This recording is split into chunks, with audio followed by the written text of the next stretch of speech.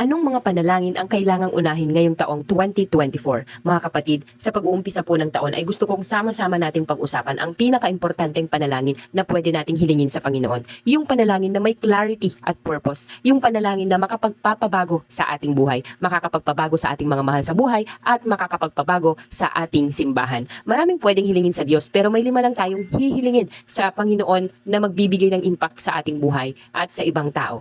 Alam mo po ba na ang pinakamataas na goal natin bilang alagad ng Panginoong Hesus ay ang mabigyan natin ng karangalan ang Diyos sa ating buhay. Sabi sa 1 Corinthians chapter 10 verse 31, kaya nga kung kayo'y kumakain o umiinom o anuman ang ginagawa ninyo, gawin ninyo ang lahat sa ikararangal ng Diyos. Sabi diyan ay kahit anong ginagawa natin sa buong maghapon, araw-araw ay sisiguraduhin natin na ito ay nagbibigay ng karangalan sa Diyos. Halimbawa, kung tayo ay nanay at naglilinis ng bahay, ay gawin natin na para sa Diyos ng buong sipag at buong linis. Kapag tayo ay nagluluto, ay ibibigay natin yung best natin. Gagawin natin na pinakamasarap ang ating niluluto, hindi para sa ating asawa, kung hindi para sa Diyos. Kasi gusto nating parangalan ang Panginoon. Kung nag-aalaga ka ng baboy tulad ko, ay kahit mabaho, kahit marumi, ay gagawin pa rin natin yung best natin para malinisan at maalagaan ng mabuti ang ating mga alagang baboy. Kung ikaw naman ay nagtatrabaho, ay sisiguraduhin mo na hindi ka malilate, na hindi ka gumagamit ng cellphone habang kasalukuyan ang trabaho. Nasisiguraduhin mo na bawat minuto ng iyong trabaho ay binibigay mo ng tama sa kumpanya.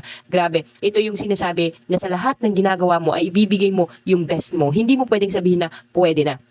Now, hindi po natin magagawa itong pagbibigay ng karangalan sa Panginoon sa sarili nating lakas. Alam po ni Pablo na hindi natin ito magagawa sa sarili nating lakas. Kaya nga merong 5 panalangin na gusto niya na mangyari sa atin at sa buong church na dapat nating ipanalangin din. At ang acrostic natin ay peace. P-E-A-C-E. Bakit peace? Kasi kung binibigay sa atin ng Diyos ang 5 panalangin na ito, ay magkakaroon po tayo ng tunay na peace. Okay? First, P, perceive God's will.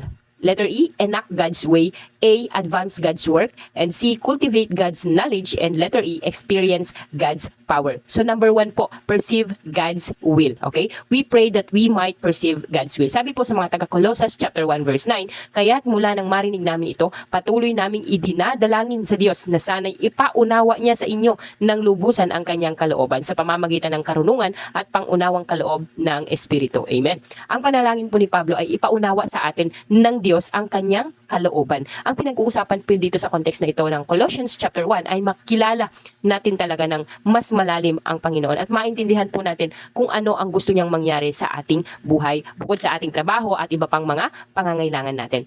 Naitanong na po ba talaga natin ng seryosohan ng Panginoon kung ano ba talaga ang nais niya na mangyari sa ating buhay? At kung nalaman natin ito, ay nangyayari na po ba ito sa buhay natin? Mga kapatid, ang kalooban niya ang gusto ng Diyos na maunawaan natin, na mapuno tayo nito sa ating mga isip at puso. Sa English translation ay nakalagay doon, we continually ask God to fill you with the knowledge of His will.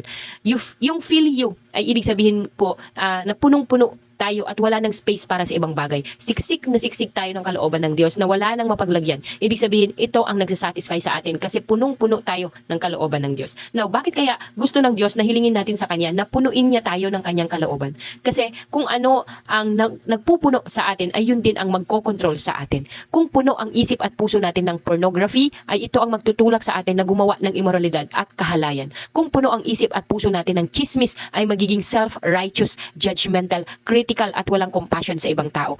Kung puno ang isip at puso natin ng entertainment, video games, iisipin natin na ang buhay ay isang pantasya at may mababaw na purpose. Pero sa kabaligtaran po, kung puno ang isip at puso natin ng kalooban ng Diyos, siksik na siksik tayo sa ng mga kalooban ng Panginoon, ay magiging aktibo at mabunga tayo sa purpose ng Diyos sa buhay natin. Ang buhay po natin ay puno ng sigla at kabuluhan dahil nagagawa natin ang purpose ng Diyos sa ating buhay. Mga kapatid, ano ang nagpupuno sa atin? Marahil, kaya boring ang buhay, kaya walang sigla, walang direksyon, para lang tayong dahon na tinatangay ng hangin sa iba't ibang direksyon, ay marahil hindi tayo puno ng kalooban ng Diyos sa ating puso at isip. Sa salitang Griego, ang binabanggit po ni Pablo dito na pagkaunawa o knowledge sa kalooban ng Diyos ay epignosis. Ang ibig sabihin ng gnosis ay knowledge at yung epi, ibig sabihin po ay above or beyond the usual level of something. Sa madaling salita ay hindi lang basta ordinaryong knowledge ang gusto ng Diyos na merong tayo pagdating sa kanyang kalooban. Gusto niya yung ibang level, mas malalim, mas punong-puno at wala nang paglagyan. Ibig sabihin po, alam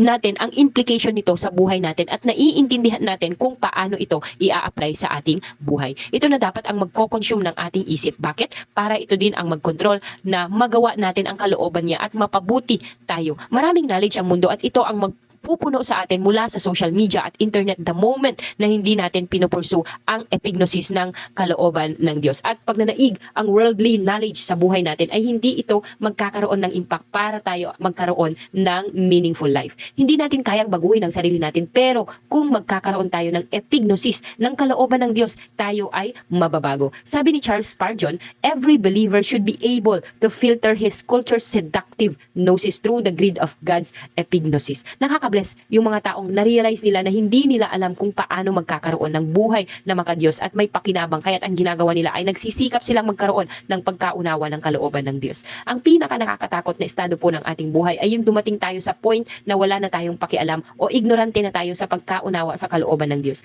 Iniisip natin ang taas ng edukasyon natin, kaya alam na natin ang lahat ng kailangan nating malaman. Naku, yan po yung pinaka-delikado. Kapag ganito ang ating ginagawa ay sinasarado natin ang pinto para maranasan natin ng personal ang Panginoon. Ang panalangin na maunawaan ang kalooban ng Diyos ay iba sa pangkaraniwang panalangin natin. Bakit? Kasi hindi ito pagpuwersa sa Diyos na makinig sa panalangin natin. Hindi ito pagdidikta sa Panginoon ng dapat niyang malaman patungkol sa gusto natin, kung hindi baliktad. Okay? Ito ay pagpapakumbaba na malaman kung ano ang gusto ng Diyos para sa atin. Hindi ito pagkumbinsi sa Panginoon na gawin ang kalooban natin. Kung hindi, ito ay pagpapasakop na kung ano man ang kalooban ng Diyos na sasabihin niya sa atin ay susunod tayo. William Barclay said, in prayer, we are not trying to persuade God to do what we want Him to do. We are trying to find out what He wants us to do.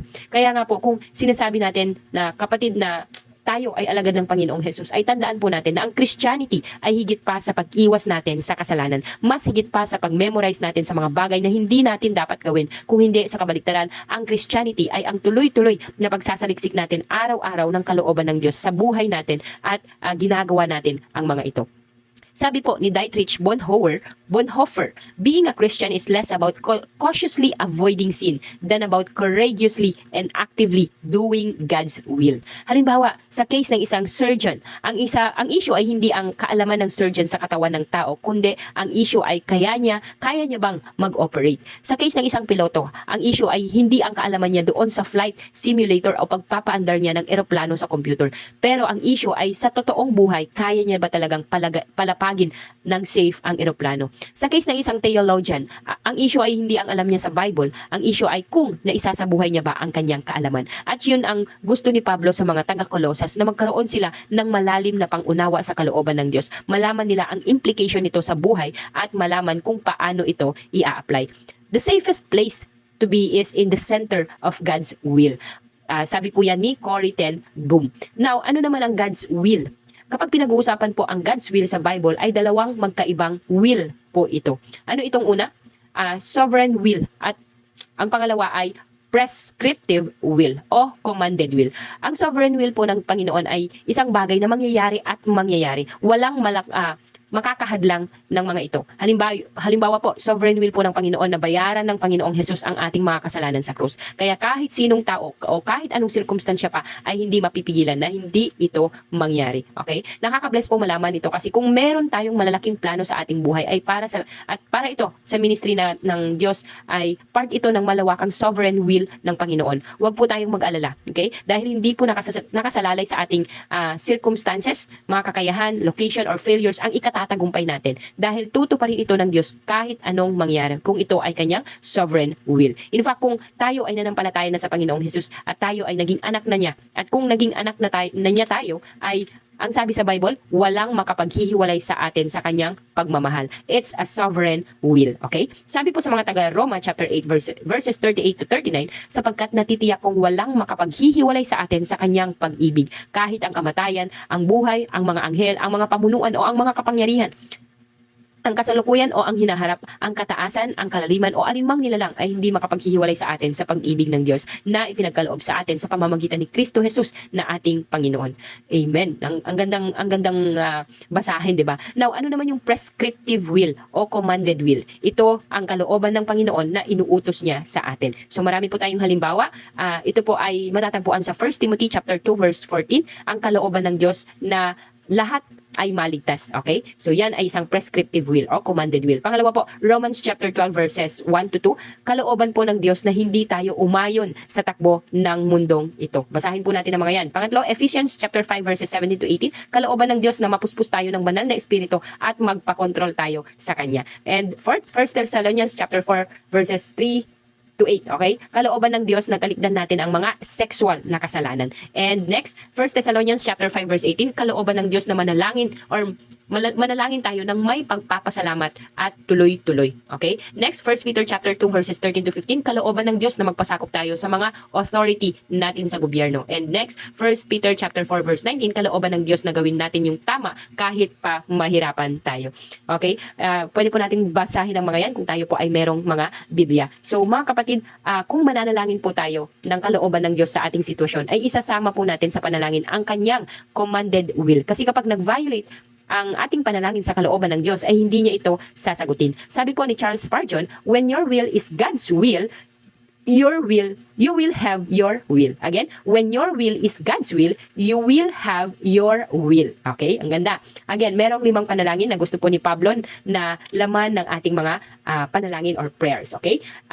Ito po yung nauna natin, ang perceive God's will. So, abangan po natin bukas sa mga susunod na araw, ang pangalawa nating panalangin, okay, na dapat nating malaman. Ito ay ang enact God's way. At inaanyahan ko po kayong tapusin ang lahat ng 5 panalangin na ito na hinahanap sa atin ng Panginoon upang tayo po ay sama-samang lumago sa ating pananalangin. Okay? Maraming salamat po sa inyong pakikinig at panonood sa ating mga videos. Huwag po natin kalimutang mag-subscribe sa ating YouTube channel, ang Bacanais Mini Farm. At kung may natutunan po kayo or gusto nyo ng mga ganitong content, ay pa-share po ito sa inyong mga kakilala upang mas marami po tayong kaluluwa na maabot. Okay? Maraming salamat po and God bless everyone.